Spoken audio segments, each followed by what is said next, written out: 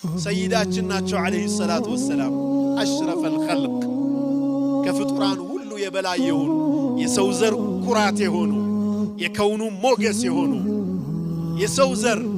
እርሳቸው ሰው በመሆናቸው ሊኮራባቸው የሚገባ አመነም አላመነም ባያምንባቸው እንኳን በሰውነታቸው ቢያጠናቸው ያደንቃቸው ሊያከብራቸው የሚገባ ታላቅ የአላህ መልእክተኛ ናቸው የእሳቸውን ትልቅነት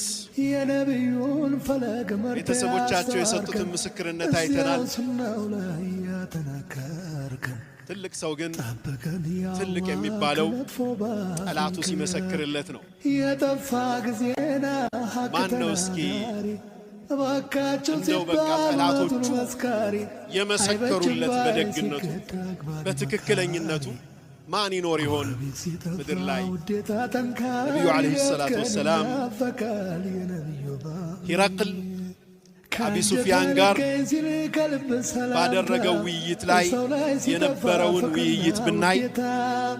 ሂራቅል ይህንን ይጠይቃል እናንተ ዘንድ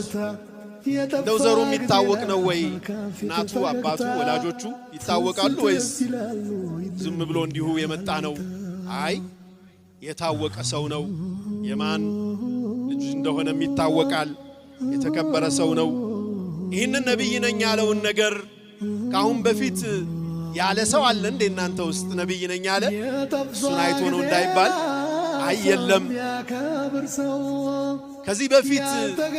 በውሸት ተረጥሩት ነበር እንዴ አረ